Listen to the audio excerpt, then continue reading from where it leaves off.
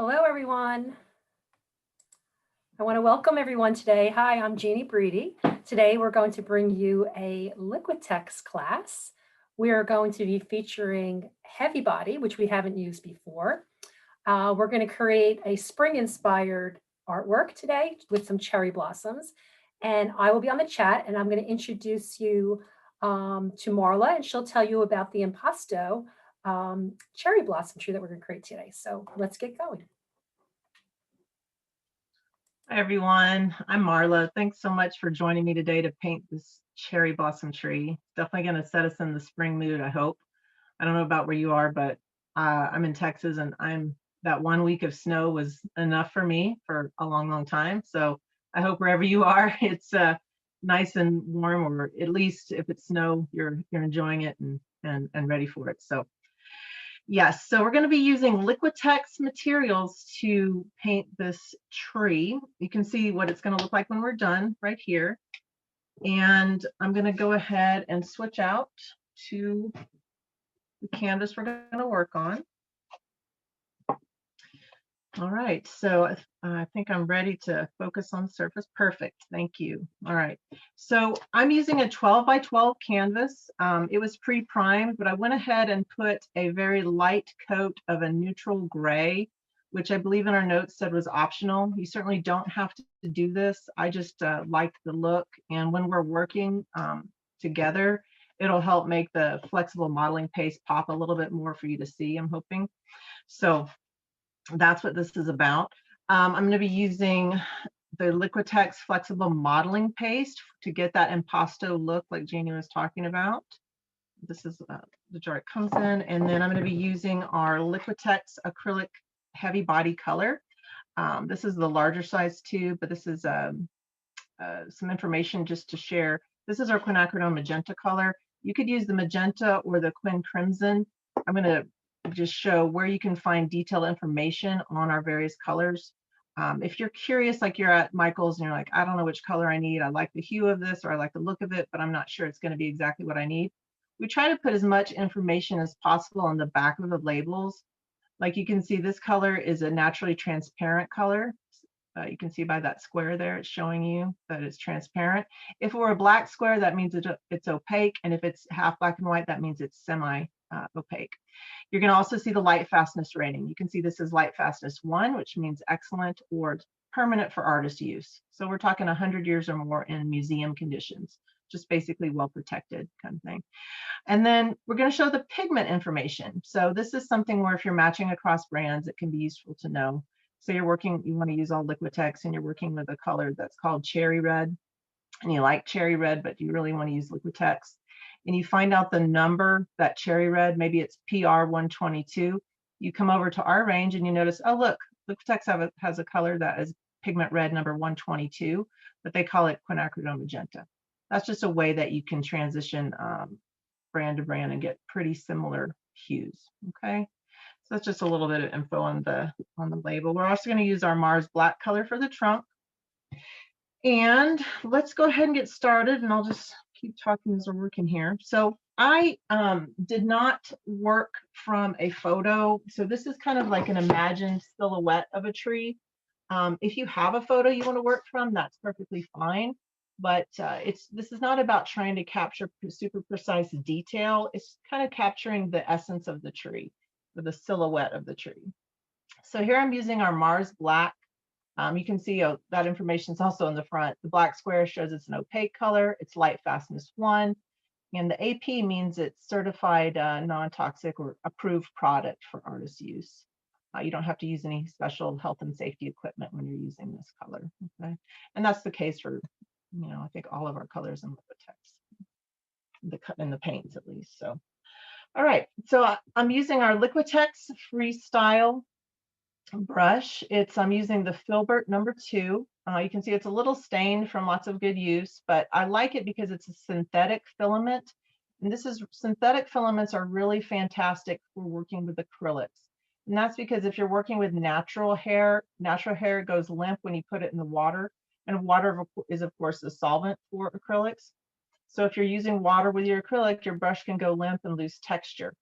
So a synthetic filament allows it to kind of hold up to that textured paint. So I'm using my Freestyle with synthetic filaments, and it's Filbert. I like the Filbert shape because it's a marriage of a flat and a round. You've got the rounded tip and you've got the flat body that allows for more coverage. But again, you know, if you have a round tip, that would be fine, or even a flat, it just might be a little more challenging. Marla, pardon me, before you begin, Yeah. can you just show your finished artwork again to give people some inspiration?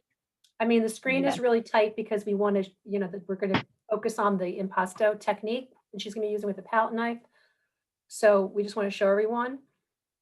You know, unfortunately, we can't put it completely in the frame, but maybe we could put it in the corner so you can see peek a little bit of it.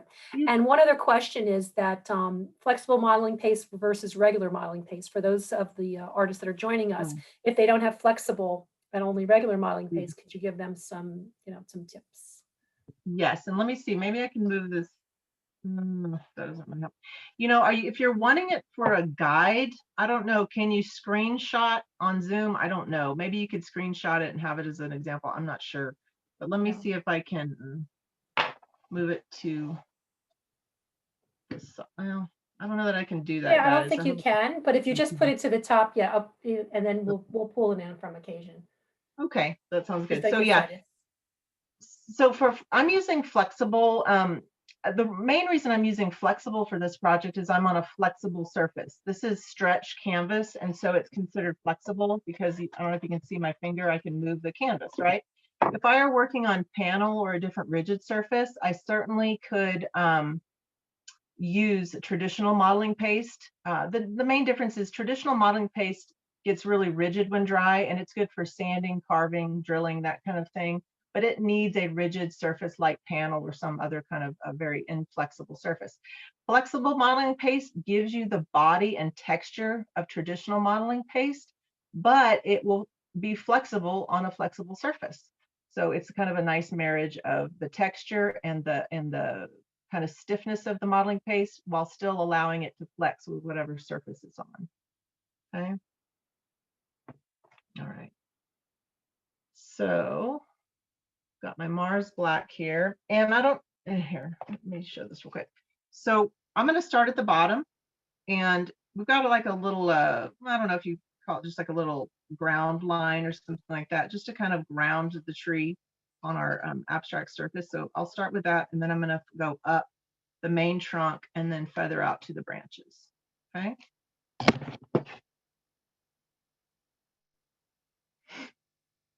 All right, so that was about down here. You can see I've got one thing to mention too. I wouldn't load up your brush with a ton of color because we're going to want this to be at least touch dry before we begin putting our cherry blossoms on. So if it's too loaded with paint, you run the risk of getting black or gray smears into your blossoms, if that makes sense. So you need to use enough paint, but not so much that it's going to disturb the blossoms when you're ready. Okay. So I'm using somewhat of a dry brush technique because you can see I'm kind of scrubbing into the surface a bit.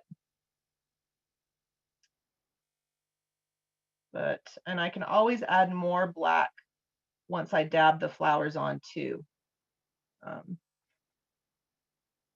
One thing I didn't mention, so the attributes of heavy body, as you can guess, we typically think, well, heavy body paint is about holding heavy texture. It's certainly wonderful for that. And the reason I'm using it for this project is thicker texture paints tend to partner best with thicker texture mediums. So if I have this thicker flexible modeling paste, I want a thicker body paint to go with it. That being said, I can certainly make my heavy body color more flat just by using a tiny amount and using my brush to kind of work it into the surface. Okay, don't have to make it texture just because you're using heavy body. All right, now I'm just going to kind of swoop up here with a branch.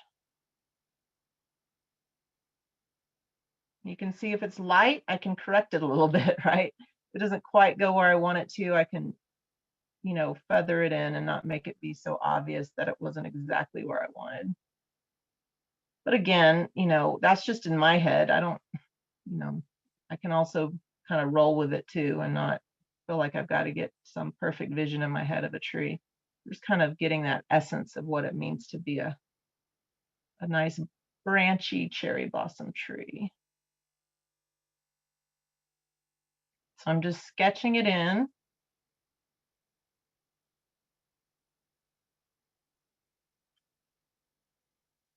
And again, I can go back and tweak this as I want. All right. Now here, I don't want to hit the phone. I'm gonna actually, just because of where my phone is on the surface, I'm going to start over here and get this main branch. And you'll notice this is again why I like the Filbert. I'm tilting it. Here's the flat. Here, all right, let me get it closer. Where's the camera? Okay. This is the full flat. Like if I were to touch it to the surface now, I'm getting all of the power of the flat brush. I'm going to tilt it on its edge because I want a thinner line. Okay. So I want the thinner line. I'm going to come over here. I'm going to envision where I want it to go and just drag it over. Okay. And that kind of gave me that thinner tip over here that I wanted. Now here, do the same thing. I want a little trailing branch there. And likewise, I want a little branch down here.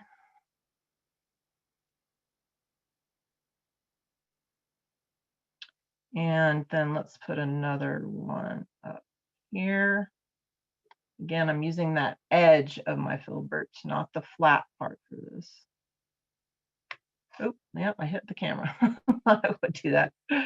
That's okay. We can dab flowers over that. Not a big deal. So I'm going to add another little branch here. Live, right? Yeah, that's what I'm saying. People, yeah, it's go at your own pace. I just want to let everybody know that this is being recorded, pardon me, and it'll be available in 24 to 48 hours at michaels.com/classes. I'll put that in the feed. So for those of you that are painting along, we do have an hour, so we're going to keep a pretty steady pace, but we will take interruptions to bring the artwork closer to the camera so you can see some of the detail. But as I said, right now, Marla's using the Mars Black. She's using a Filbert brush, and she is tilting it on its side to create those thinner branches. We did have one question, Marla. Someone was inquiring about different kinds of mediums, like a gloss gel versus a modeling paste, a heavy gel medium versus the flexible modeling paste. What would be the difference in terms of the effect that they're going to get? Yeah, so that's a great question. And I would just say it's going to be, it will be a difference. It's not, I wouldn't say it's going to be a screaming, oh my gosh, those are crazily different. But what I would say is that in my experience, the modeling paste is a little bit better at holding the texture than the gloss, like the gloss super heavy gel. Now, the gloss super heavy gel, which is our thickest gel, does do a good job, but I just think because there is marble in our modeling pastes, which gives it that white look that stays white even when it's dry, I think that gives it more body when it dries, because acrylics dry through evaporation, the water in the wet paint evaporates, and so the body of the paint shrinks a little bit. That's why you get a little bit of shrinkage with acrylic texture, which if you're an oil painter, sometimes that frustrates oil painters because oils don't do that. With acrylics, they shrink a tiny bit. So if you have the marble dust like you have in the modeling paste in the medium, that helps hold the body a little bit more. So that's kind of a long-winded answer, but I like the flexible modeling paste if I really want to hold a lot of specific texture, like in this piece where I wanted those little tiny flowers to have a lot of, to have more texture to them.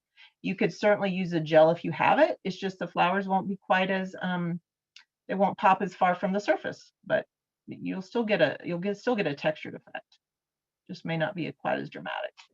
Your tree is really coming together nicely, and you keep adding some depth to it, making it a little thicker. Yeah. So, yep, that's all I'm doing. Kind of imagining where the thicker branches would be, and just expanding that line work. And again, I'm trying not to glop on too much paint because I don't want to deal with that. However, let me say, like that little blob I made there, there's maybe a little extra paint there.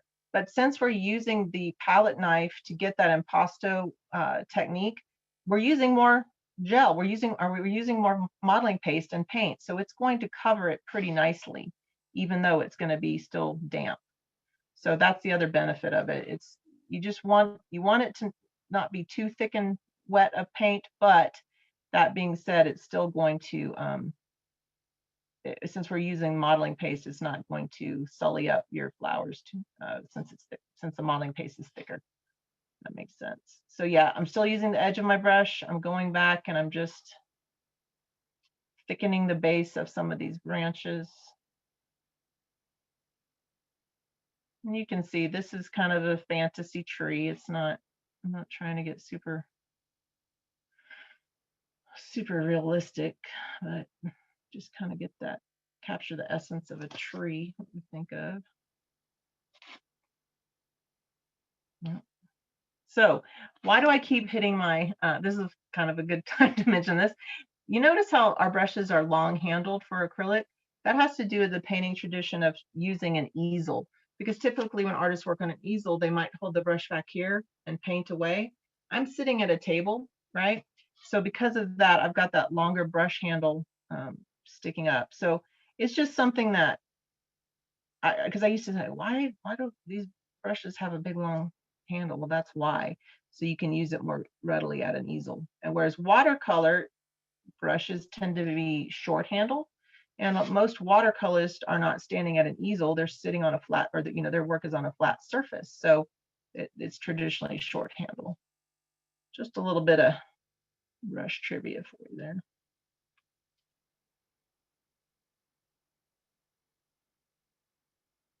If you are an acrylic painter and those long handles annoy you and you're never going to work on an easel, just cut off the handle. I hope it's okay to say that, Jeannie, but you got to modify it. Don't denigrate the brushes. Oh no. Right. There's all different lengths and shapes and sizes that, to suit any artist, but you're right. Because of the Liquitex range, obviously this is presented from Liquitex. We're using all Liquitex tools today. So yeah, Marla wanted to bring the camera in as close as she could so we can get the details. So once she's complete with the branches, we'll bring it in a little bit. And then the other thing, then we'll go into the ratio of the modeling paste to the paint, which we haven't done yet. That's going to be for the actual flowers, which are the cherry blossoms. All right. So you guys ready to move on here? Marla, one thing else, I think one thing that you wanted to talk about, which I think I have a question here pertaining to, a solid application.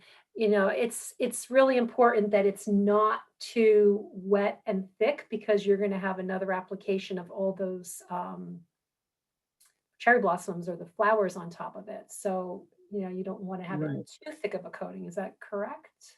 Yes. And what I would say to that too, like if you don't like that, where you can see here, I didn't get mine totally solid. I just blocked it in enough so I can tell that's where I want the tree and the trunk to be.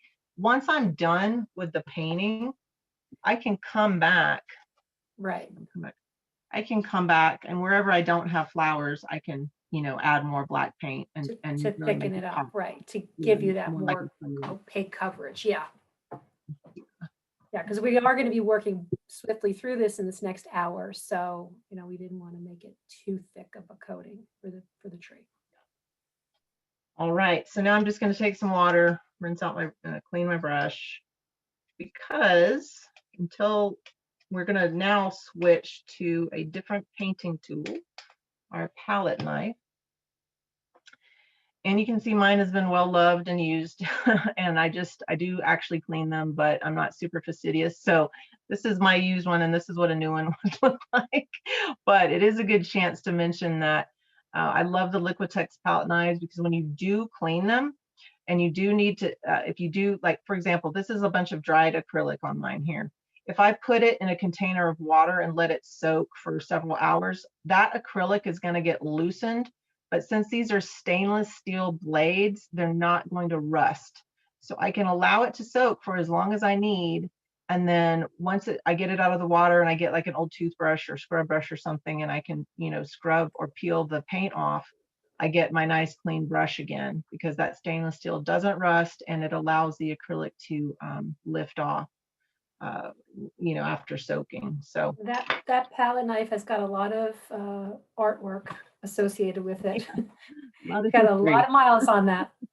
One other question, in terms of the reason why we suggested the Filbert was that you could fill in the trunk, but then you could turn it on its side to get the edge. So if someone doesn't Yeah. have a Filbert, because it is kind of a cross, you were saying earlier on, between a round and a flat, I think you said, yeah? Yes. Um, Uh-huh. you know, it's a combination there of both then, I would imagine, because you'd need to get that thinner angle to get those trees. So what else would you suggest if Right. they didn't have a Filbert?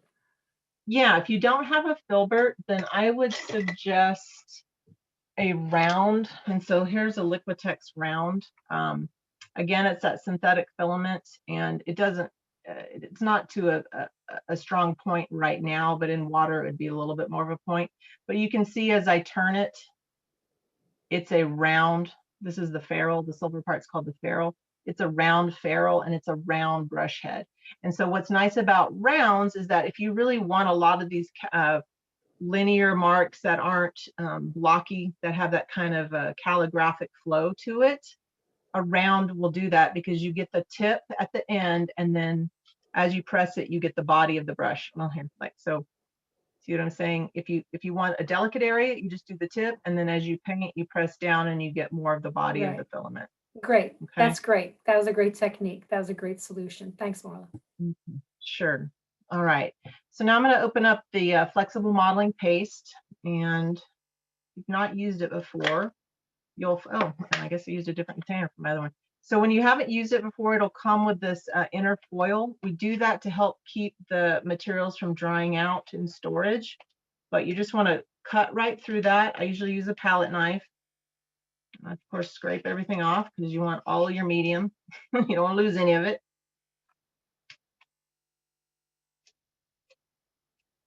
Okay. And then you can see that this is, if you've ever used a gel, you know that they're kind of milky white. Well, this modeling paste is creamy, solid white. And that again has to do with that marble dust, right? So that's going to give it that body as it dries. When the water evaporates, it's going to really hold its body to a good degree.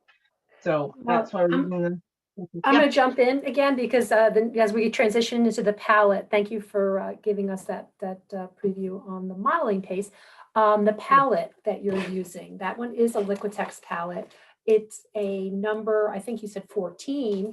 It has these a unique shape, but mhm. is there any guidance you could offer to other palette knives that people could be using? It's more, could you give, because this is part of the class. It's Sure, in sure. palette knives. So if you could, Yeah. So one of the artists is saying theirs is maybe more of a rounded tip versus a pointy okay. tip. So if you can give some let me tips. let me grab a couple that I have right here, and so we can kind of talk real quick. So yeah, palette knives come in all different shapes and sizes and heads. Okay. Um, and I think you get your favorites, or at least I know I have my favorites. My favorites are probably the 14 and the 12 in the Liquitex range. And it's that kind of nice, gentle trowel shape. It's not as, here, I'm trying to hold too many things. Like you can compare these two. This is a bit of a narrower trowel shape. This is wider and fatter. Maybe this is really good for mixing for some people, or when you work with it, let's see if we can compare. So we'll take some black, and when you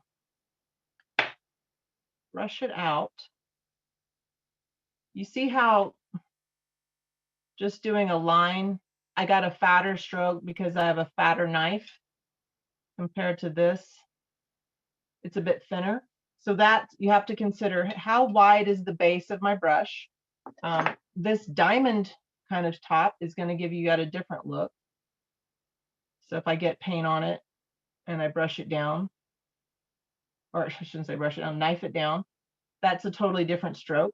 But now look at the tips of each of these three. Okay, can you see that? This has a much sharper tip. Maybe I like that because I can go in and do my sgraffito or scratch marks nicely with the palette knife. Not that I couldn't do it with these, but that's just this is a very sharp tip.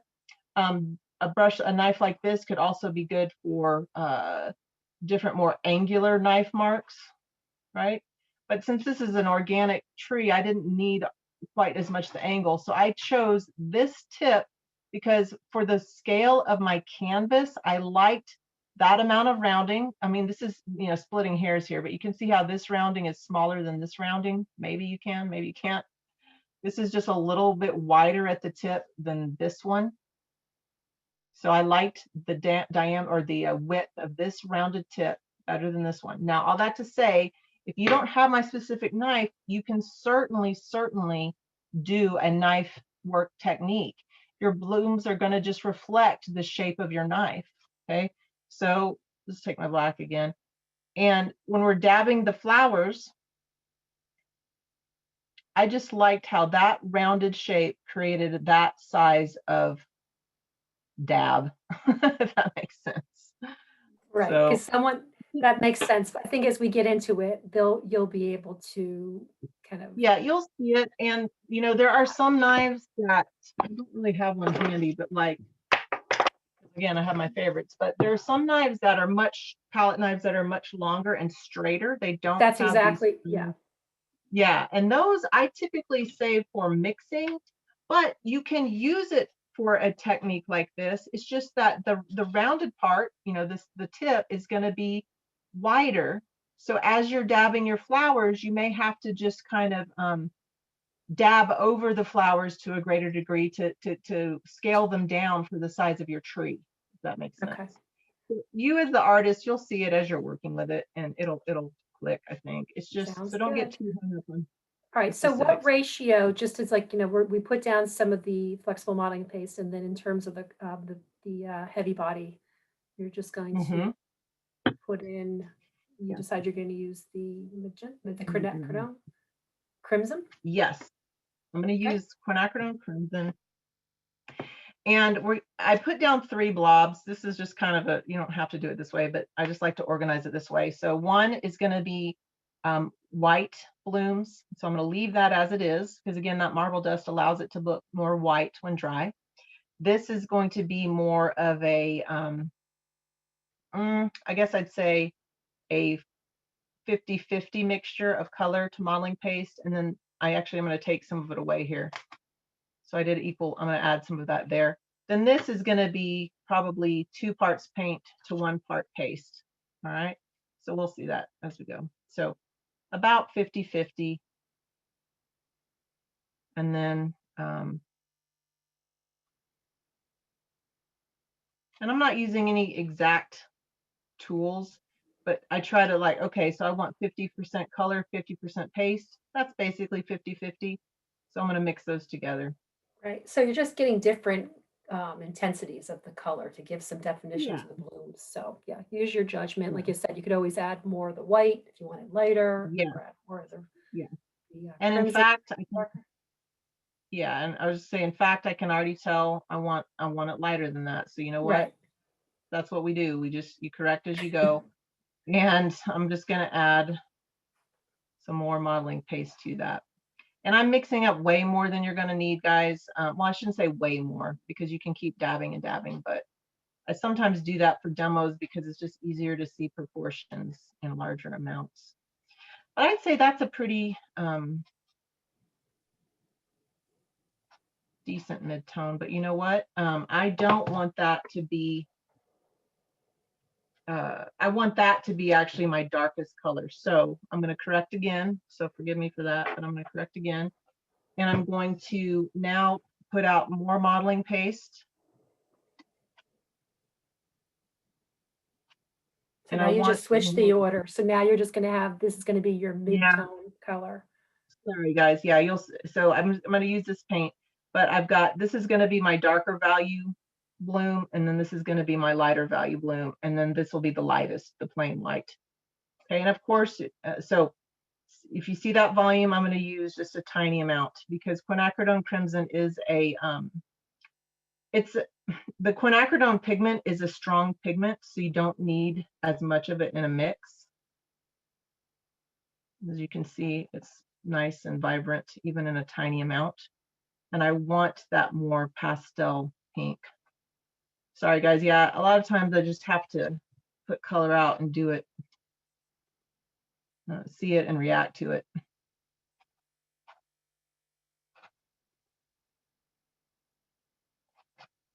So yeah, like Jeannie said, I flipped the order.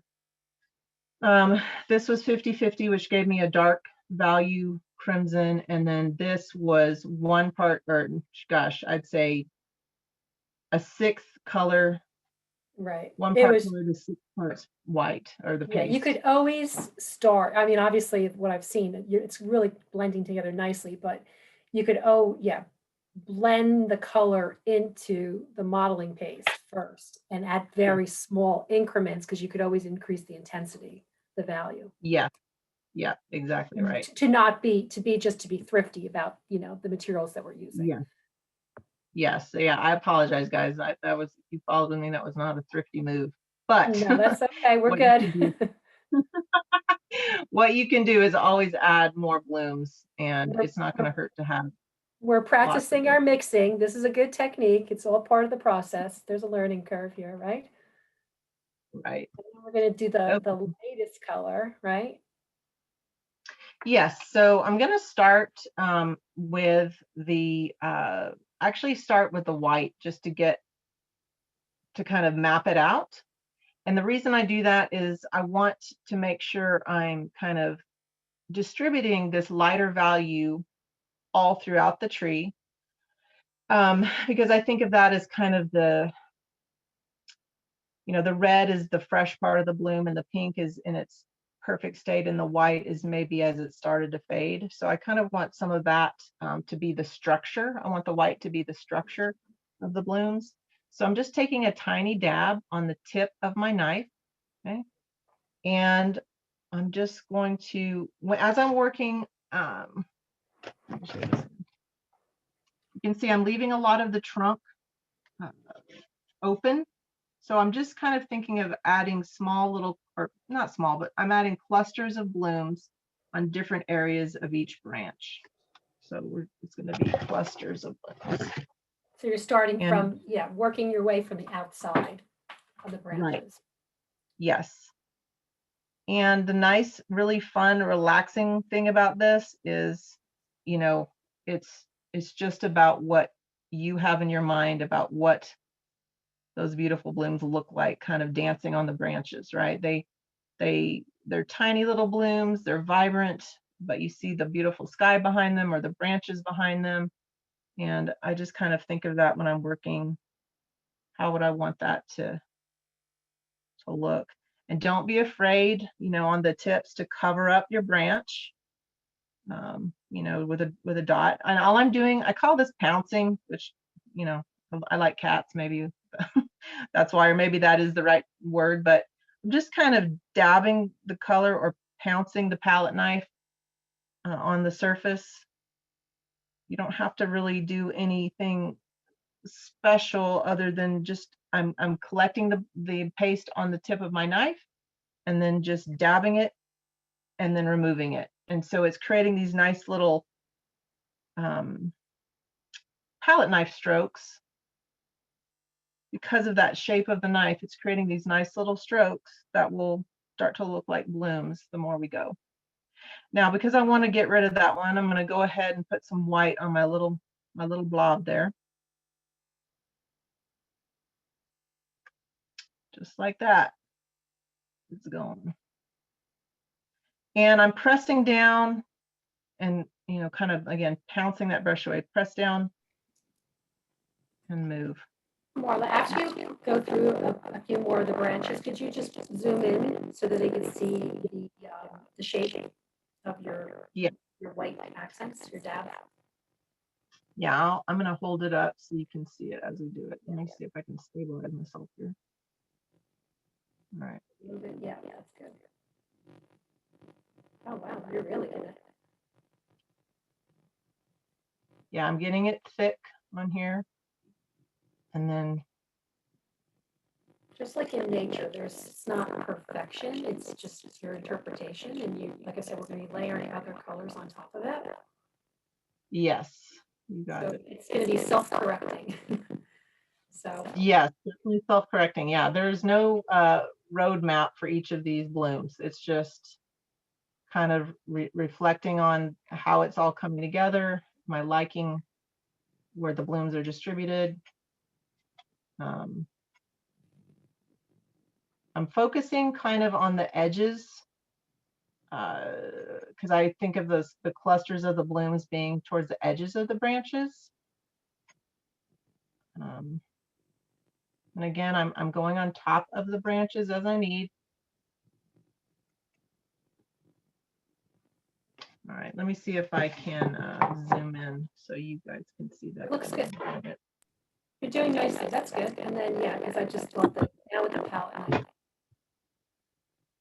Yeah, there's a lot of discussion on the chat about modeling paste versus, texture versus adding white. So, yes, it's important to create this technique that we are using the flexible modeling paste because it's white in nature. It does have, and it does change. As you can see, it's a different value that the color that was created with the color. Otherwise, yes, you could certainly always put white in it, but it's the texture of the modeling paste that's going to give you these dimensions. It's more, that's about the impasto or the palette knife technique that we're trying to demonstrate to you today. Yes, and I don't know, the audio sounded a little warbly on my end, but I'll just say that I don't know if I'm warbly too, but no, you're not, but I was. Sorry. Okay, that's okay. The modeling paste, yeah, every little blip that I do, every little bloom that I do, oh, there we go. You see how you can see that texture? That will, if kind of freeze in time as it dries. There'll be very minimal shrinkage. So that's the other nice thing compared to just using paint on its own. Yes, you could use like a heavy body white paint, but again, because the color has a little bit, it's a different formulation than the paste and it doesn't have the marbling dust, it's going to shrink to a little bit greater degree than the modeling paste will. So,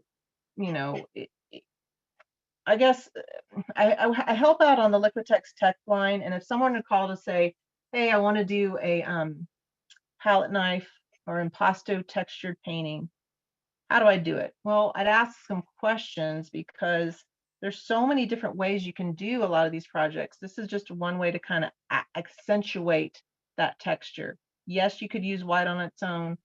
Yes, you could use a gloss gel medium or a gloss super heavy gel or something like that we also make. But if you want to have for example, the modeling paste is already going to hold this white, so I don't have to mix color into it. So that's kind of a nice bonus compared to the gel. It's just good to go right out of the container. And it's going to hold its texture to a greater degree than white paint would alone. But again, I guess it's just, yeah, it's good that you guys are discussing different ways or different options because, yeah, we offer a lot of different mediums and products because they're all going to give you slightly different subtle or sometimes not so subtle results. So, yeah, this is one of those processes where you can really zone out into the repetitive nature of it because you're just picking up modeling paste and dabbing it on. It's shaping up. Is my audio okay now? No, it's warbly. I will be in the chat. So, all right. And again, don't be afraid to go over some of your branch. That's gonna just ground your flowers on the tree or give them a little bit of space. Okay, so now let's move on to, I don't need a ton of white, but I just want to kind of flesh that in. Let's go to our medium value pink. So I don't need to take that much, but we'll go to the medium value now and start dabbing that on.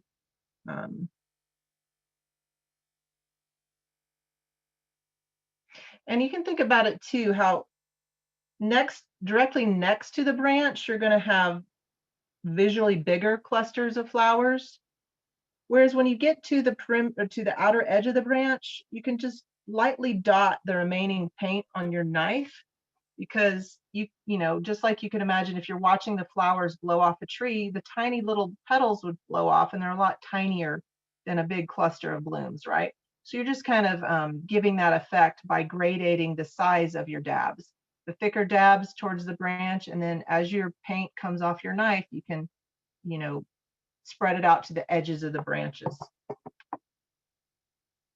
So I got a fresh dab. I'll go to the near the branch.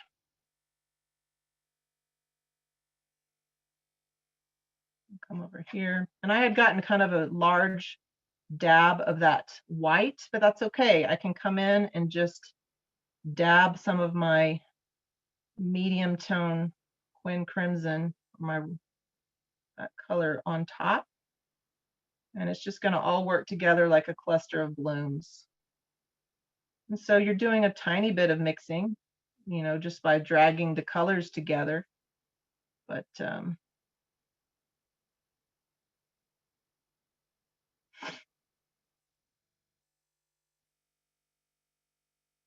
okay, so just keep going. Now, as I'm looking at this, I might decide, you know what, I was too ambitious with my color and I want even a lighter pink, and you can certainly adjust that in your own painting. Like if you feel like, you know what, that's too vibrant, I want a softer looking cherry blossom, you can certainly do that. And in fact, I may do that just to add a little more variety to the values of this quinacridone crimson. So just to give a more gradated, or, you know, that ombre effect that the blooms on the tree can give.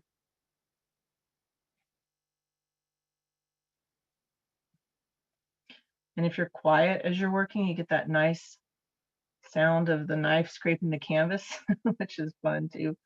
You know, if you get into the little things like I do, kind of a sensory thing.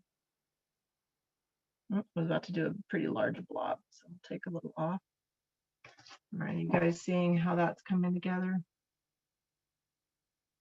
Okay. I'm going fairly quickly to each of the kind of white clustered areas because I want to flesh in more of the tree as we're working.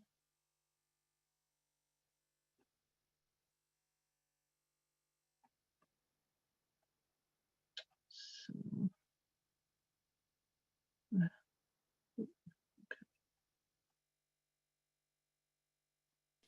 Marla, am I still garbled? yes, but I can hear you if you have questions or whatever. Okay, is 2 questions. Yes. Does the modeling paste impact how the color dries? How the color dries, or how it looks, like hue wise? We'll answer what you know, because I know I'm having a difficult. Does the modeling paste impact how the color looks? It's not, it is going to beef up the texture of the paint. So even though it's heavy body, the modeling paste is a little thicker than heavy body paint. So it'll add a little bit of texture to the color. And yes, I didn't have to add white. When I mixed the modeling paste into the tiny amount of quinacridone crimson over here, it tinted it. It made it more of a pastel color, because that marble dust in there tints it. So it changed my color from this darker quinacridone crimson to more of a pastel version. So yes, it does change it in that way, and in texture as well. So I'm not sure if that answered it for them, but hopefully it did.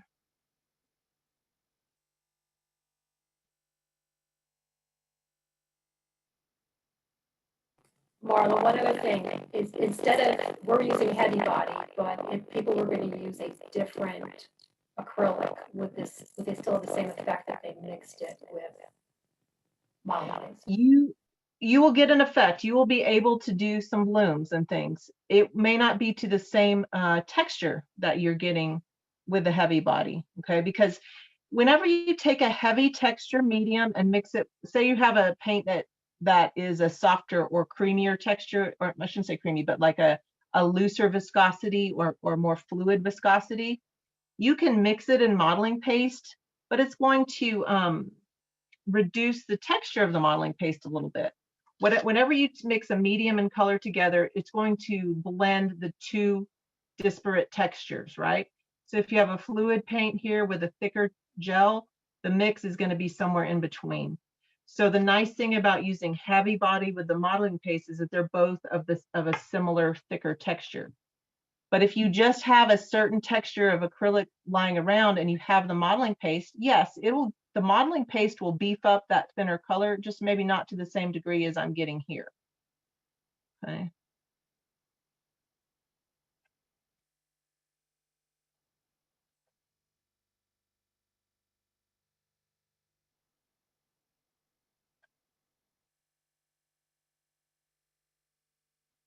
I hope yours is coming along like you'd like. Again, you can spend a lot more time on it as you're working, if you want to keep adding and going. I'm trying to speed up here so we can get a little bit more complete by the end of class. But once we're done with the class, I'll probably sit here and keep dabbing just to flesh it out more. But that's up to you. There is something nice to be said for a really looser, faster expression of color application too. So it's your call. So you can see now I'm doing a little less paint on the very tip, and I'm adding some of those kind of, I think of it as little petals kind of, detaching from the cluster of blooms and blowing their own way across the surface. And so I'm just adding those as I want, getting the wind involved here.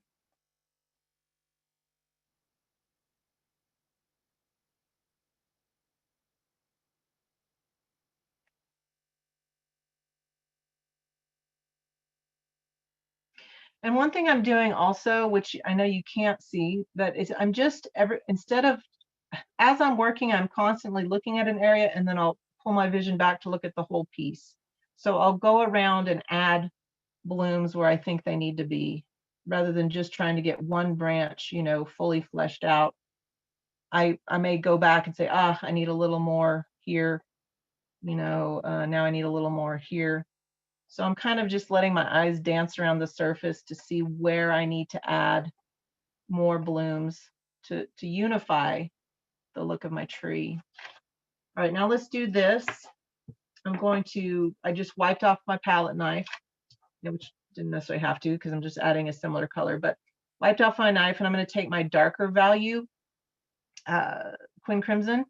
And the way I think of this, and in my main piece, what I did is I kept the darker value Quinacridone Crimson towards the heart of the bloom clusters. So that's kind of what that's what I'll do here. I'm going to keep it tighter to the branch, more to the heart of those clusters, and I can dab over the blooms I've already made without issue because I'm just applying a thicker layer right on top. Okay. Move over here.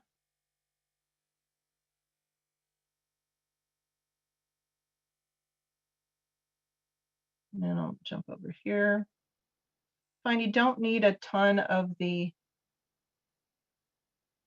darker value crimson. It's just enough to kind of help the eye focus towards the center of the blooms, like the heart of the blooms, like I said.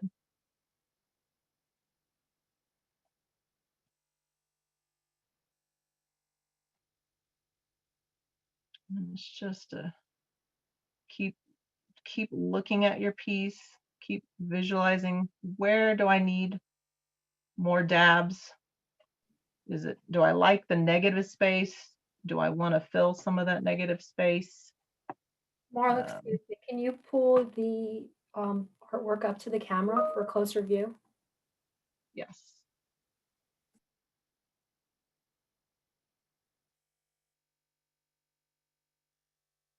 Okay. Now, one thing I'm going to do to get a little closer to my original one, I stubbed my toe on that color. which I don't know if that ever happens to you guys when you do a mix and you didn't quite get it quite like you wanted. So I'm going to take more of my modeling paste, and I'm going to take some of this amount that I'd already mixed together with Quin Crimson, and I want an even lighter value pink, more like my fingernails here. I like that. You're improvising. I like that. See that? You're just going with it. It's very relaxing to watch, and it's really coming together. And the cherry blossoms, those of you who live in certain parts of the country, particularly I think Washington, D.C., they will be blooming soon. It's a lovely sight if you get a chance to see it. And so now you really are bringing a lot more definition. So after you put down this lighter pink, could you pull it in closer to the camera? Yes.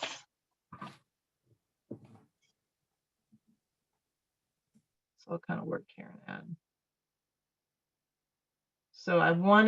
So you can see how I'm just kind of working in some of that lighter pink in this case, it's okay if I cover another bloom, but because it's a lighter value color, it's a little bit easier if I get it in the negative space between the blooms. But again, that's not a live or die situation there. It's just something I'm doing. And let's feather some more, let's pounce a little bit more up here.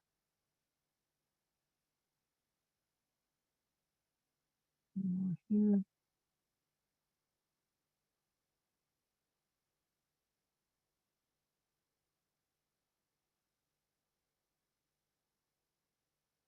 And what's cool about acrylics and using a medium like this, say I finish today and I come back tomorrow and I'm like, yeah, it's touch dry. That's a good point to mention too, that thicker gels can take, 7 to 14 days to be dry enough for shipping, depending on how humid it is outside where you live. If it's more humid, you need to give more drying time. If it's less humid, it can be the shorter amount. But whenever you add a thicker gel, it'll be touch dry within several hours, but dry enough for shipping or wrapping or, any kind of moving. You need to give it some more days to fully dry. But all that to say I come in the studio tomorrow and I look at it, I'm like, you know what? I really want these blooms to fly off the surface. So I'm going to add more modeling paste. I'm going to mix up more color. I'm going to add more modeling paste. What's cool about that is I could get some really dimensional blooms coming off the surface if I wanted to, because I don't have to worry about thick over thin like you do with oil. I can just add more modeling paste and color to my tree. Right now, I don't want to get you guys dizzy, but add some here.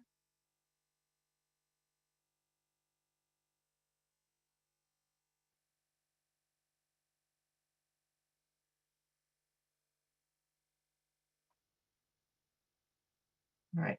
Now, before I forget, I want to do a little bit of the dabs down on the ground to show where the blooms have fallen. And I could have been adding that the whole time, but that's okay. I can just dab some in now. I'm just following that ground line that we made with the brush and just having some blooms on the ground. I'll wipe off my knife. I'll do some white blooms.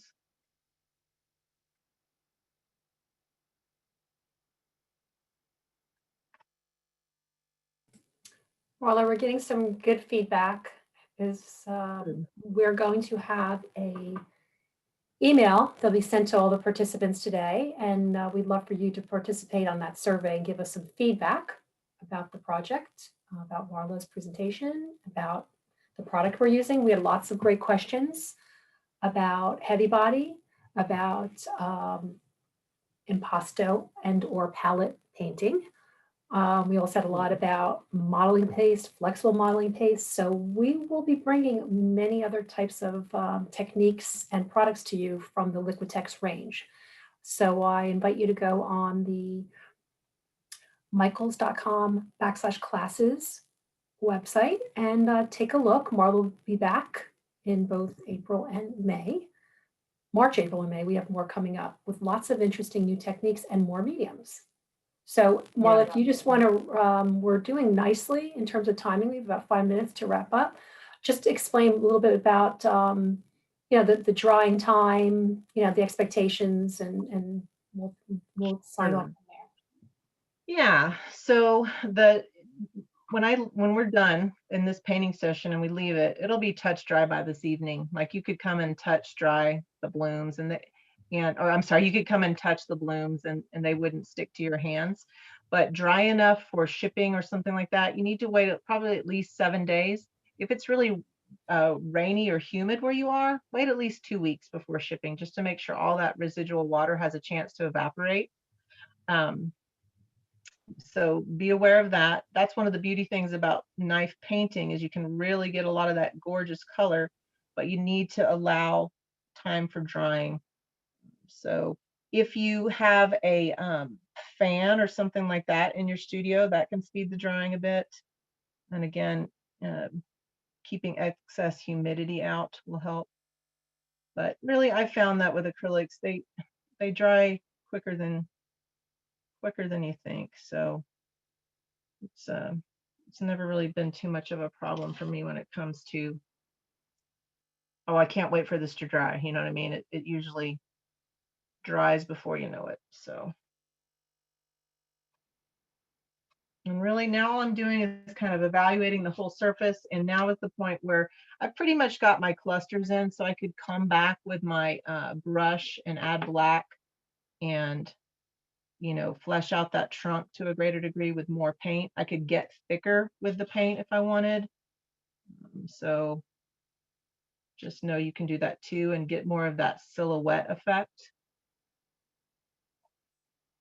But really, that's about it. I wanted to show you guys this, a few things that you could follow if you're interested. This is me, Marla Morrison Art on Instagram. And this is a group I'm part of. It's TFACNA. It stands for the Fine Art Collective North America. That's a great place to go for lots of technical information and support. Liquitex Official is also a great one to follow on Instagram. And then we'd love to see if you made this project, if you're going to make it later, share it via hashtag make it with Michaels. And then Michael's classes would be incredible. So thank you guys so much for sharing this time with me. And I look forward to see you at future painting classes. And I love your questions. So thanks a lot.